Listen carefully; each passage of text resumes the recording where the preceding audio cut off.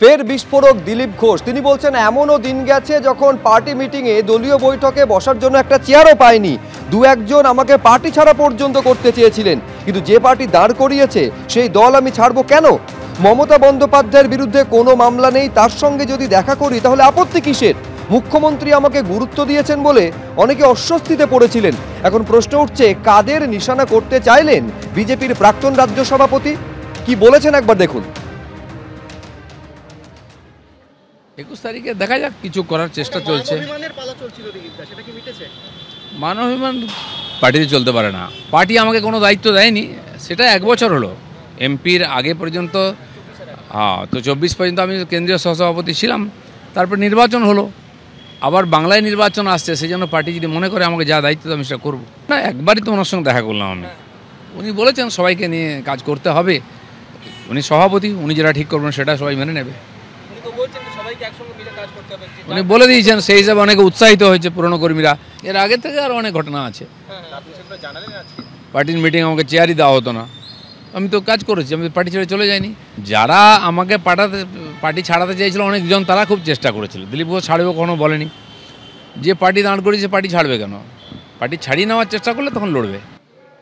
যারা এত বড় কথা বলছে তাদের নামে অত কেস আছে, আর যাকে নিয়ে এত চর্চা তার নামে কেস নেই কেন? আর তার যার নামে কেস নেই, চোর ডাকাত বলে কেউ প্রমাণ করেন, তার সঙ্গে কি আমি বসি? আমি খারাপ হয়ে গেলাম?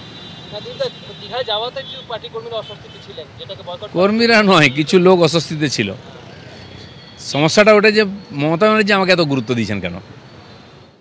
এখন দিলীপ ঘোষের এই বিস্ফোরক মন্তব্য সামনে আসার পর বিরোধী দলনেতা কি বলছেন দেখুন। আমি বলি না, আমি কোনো মন্তব্য করব না। আমি মন্তব্য করব না, আমি এই বিষয়ে চর্চাতে থাকি না। আপনারা আমার স্ট্যান্ড জানেন, কেন জিজ্ঞেস করছেন? আরেকবার আপনাদের বলবো, দিলীপ ঘোষ বিস্ফোরক মন্তব্য করছেন। তিনি বলছেন একটা সময় গিয়েছে যখন পার্টি মিটিংয়ে বসার জন্য একটা চেয়ার পর্যন্ত পায়নি, দু একজন আমাকে পার্টি ছাড়া পর্যন্ত করতে চেয়েছিলেন। মমতা বন্দ্যোপাধ্যায়, যার বিরুদ্ধে কোনো মামলা নেই, তার সঙ্গে যদি দেখা করতে যায় কারোর আপত্তি কেন থাকবে? এই প্রশ্ন যখন তুলছেন দিলীপ ঘোষ, তখন কুণাল ঘোষ কি বলছেন দেখব।